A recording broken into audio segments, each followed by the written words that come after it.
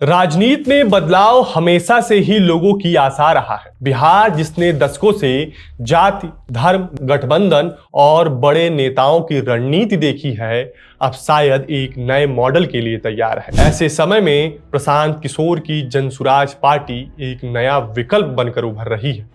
ऐसे में तमाम लोगों के मन में ये प्रश्न घर कर गया है कि क्या प्रशांत किशोर बिहार के अरविंद केजरीवाल होंगे। अरविंद केजरीवाल से मेरा आशय ये है कि जिस तरीके से अरविंद केजरीवाल ने साल 2014 में अपनी पार्टी की स्थापना के बाद से ही राज्य में सरकार बना ली और मुख्य पार्टियों को एक दशक तक प्रदेश में हाशिए पर रखा, क्या प्रशांत किशोर भी बिहार में ऐसा कुछ कर पाएंगे? आज वीडियो में चर्चा इस पर ही होगी। नमस्कार, मैं गौरव मिश्रा।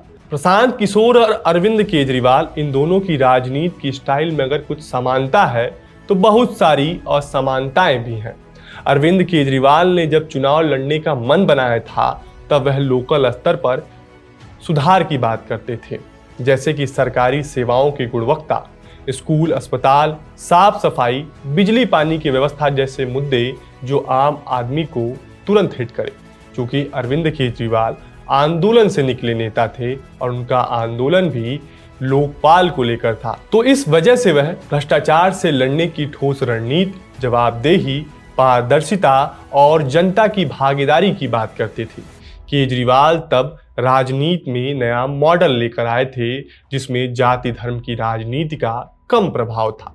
इसके अलावा जब उन्होंने 2014 के लोकसभा चुनाव के समय देश के भ्रष्ट नेताओं का एक लिस्ट भी तैयार किया था, जिसमें उन्होंने मुलायम सिंह यादव, मायावती, नितिन गडकरी, राहुल गांधी और सोनिया गांधी सरीके बड़े नेताओं के खिलाफ पार्टी के नेताओं को चुनाव लड़वाया था। हालांकि बाद के दिनों में केजरीवाल ने कई नेताओं से सार्वजनिक तौर पर माफी भी मांगी थी। वहीं प्रशांत किशोर ने चुनावी रणनीतिकार के रूप में कई पार्टियों और कई चुनावी अभियानों को मोटा मोटी सफलताएं दिलाई, लेकिन अब उन्होंने सलाहकार की भूमिका छोड़कर स्वयं राजनीति में उतरने का निर्णय लिया है। ऐसे में ये पहला मौका होगा जब प्रशांत किशोर चुनाव में किसी पार्टी के लिए नहीं बल्कि खुद के लिए रणनीति बनाते नजर आएंगे। प्रशांत किशोर कहते हैं कि सिर्फ चुनाव जीतकर मुख्यमंत्री बनना मेरा लक्ष्य नहीं है, मेरा मकसद बिहार की राजनीति में व्यवस्था बदलना है।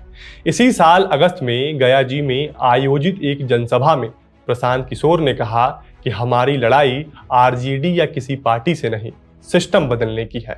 बिहार के बच्चों की शिक्षा, रोजगार के लिए है।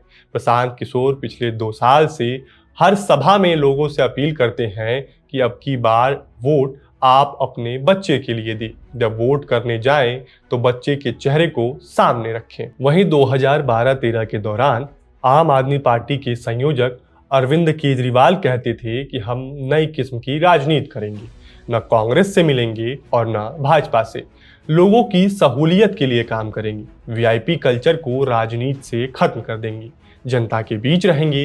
प्रशांत किशोर भी उन्हीं की राह पर चल रहे हैं। 17वीं बीपीएससी प्री एग्जाम में धांधली का आरोप लगाकर दिसंबर-जनवरी में अभ्यर्थी पटना में प्रदर्शन कर रहे थे। इसमें प्रशांत किशोर भी शामिल हुए। गांधी मैदान में आमरण अनशन पर बैठ गए। 6 जनवरी 2025 की सुबह पुलिस ने प्रशांत किशोर को गांधी मैदान से हिरासत में ले लिया। पुलिस ने यह कार्रवाई प्रतिबंधित एरिया में धरना प्रदर्शन करने पर की थी। 4 घंटे तक पुलिस ने प्रशांत किशोर को पटना में घुमाने के बाद उनको कोर्ट में पेश किया। कोर्ट ने धरना प्रदर्शन न करने की शर्त पर प्रशांत किशोर को जमानत दे दी, लेकिन उन्होंने शर्त मानने से इनकार कर दिया। बेल बॉन्ड भी नहीं भरा। प्रशांत किशोर ने कहा, रुकना नहीं है, अगर रुकेंगे तो सरकार का मन बढ़ जाएगा, इसलिए बेल भी नहीं लेंगे और अनशन भी नहीं तोड़ेंगे।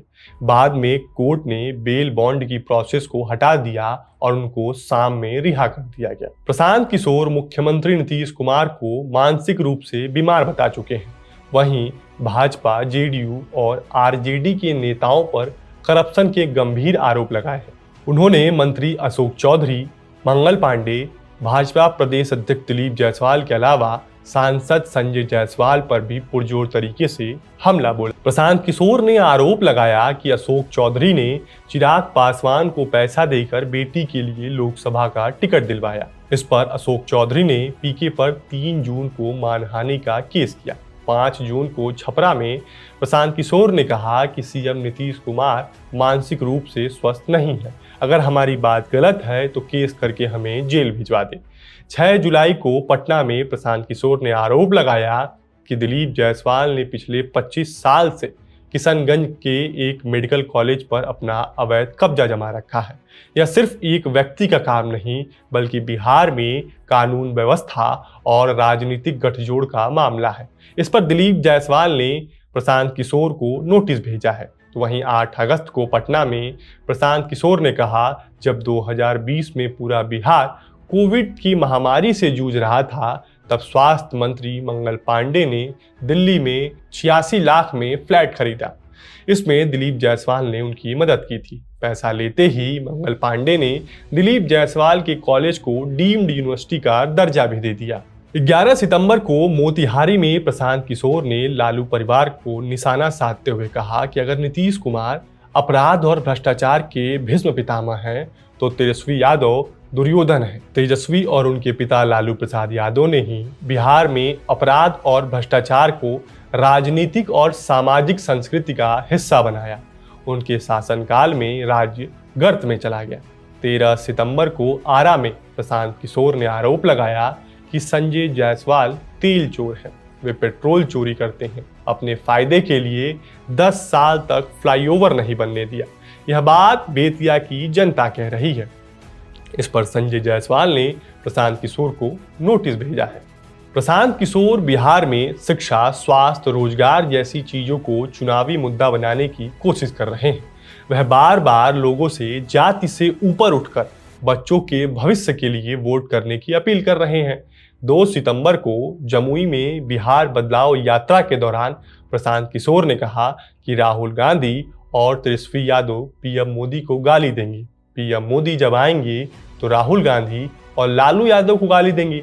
लेकिन इनमें से कोई यह नहीं बताएगा कि बिहार से बेरोजगारी कब दूर होगी, बिहार के बच्चों के लिए अच्छी पढ़ाई कब होगी, बिहार से पलायन कब खत्म होगा।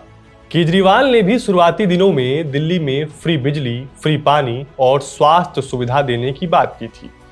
सरकारी स्कूल को दुरुस्त करने की बातें की। बिना घूस दिए सरकारी काम कराने का भरोसा दिया। 19 नवंबर 2013 को केजरीवाल ने दिल्ली चुनाव के लिए आम आदमी पार्टी का पहला घोषणा पत्र जारी किया। उसमें उन्होंने दिल्ली में मजबूत जन लोकपाल बनाना, 700 लीटर पानी फ्री और बिजली के बिल आधे करने का वादा किया। सीसीटीवी कैमरे लगाने, सरकारी स्कूलों और अस्पतालों में ज्यादा सुविधा देने का वादा किया था। आम आदमी पार्टी दिल्ली में तेजी से उभरी क्योंकि दिल्ली छोटा प्रदेश है और आंदोलन की लहर थी। केजरीवाल के वादे से युवाओं के आंखों में बदलाव लाने की चमक थी। लोग खुद से पार्टी ज्वाइन करने लगे थे। वहां केजरीवाल का मुकाबला कांग्रेस से था, जिसका संगठन प्रदेश में पहले से ही कमजोर था। जबकि प्रशांत किशोर को बिहार जैसे बड़े राज्य में संगठन खड़ा करने के लिए दिक्कतें आ रही हैं। यहाँ भाजपा, कांग्रेस, जेडीयू, आरजेडी और लेफ्ट पार्टियों का अपना कैडर है। केजरीवाल ने दिल्ली की लड़ाई को ईमानदार बनाम भ्रष्ट नेताओं की बना दी थी। वह हर नेता की ईमानदारी पर सवाल खड़ा करते थे। इसका उनको फायदा मिला भी। अभी केजरीवाल दिल्ली की सत्ता से बाहर है, उन पर करप्शन के आरोप हैं। उन्होंने सत्ता में बने रहने के लिए वो सब किया जिसके खिलाफ वह राजनीति में आए थे। वहीं प्रशांत किशोर अभी तक आंदोलनकारी नेता से ज्यादा मार्गदर्शक और विकल्प के रूप में पेश कर रहे हैं। केजरीवाल की धूमिल हुई छवि का असर प्रशांत किशोर पर भी पड़ रहा है। लोगों के मन में अब संशय है। कुल मिलाकर बिहार जैसे पॉलिटिकली रूप से जागरूक स्टेट में प्रशांत किशोर इस चुनाव में तो सत्ता हासिल करते नहीं दिख रहे हैं, लेकिन उनके आगे की राह आसान हो सकती है। प्रशांत किशोर के पास अभी आधार वोट बैंक नहीं है, लेकिन वह जिस तरह से मुस्लिम, फॉरवर्ड और दलितों के एक हिस्से को टारगेट कर रहे हैं, आगे चलकर वह समीकरणों को बदल सकते हैं। फिलहाल आपको हमारा वीडियो कैसा लगा हमें कमेंट बॉक्स में जरूर बताएं। देश और दुनिया की तमाम खबरों के लिए देखते रहिए विट्टी चोखा।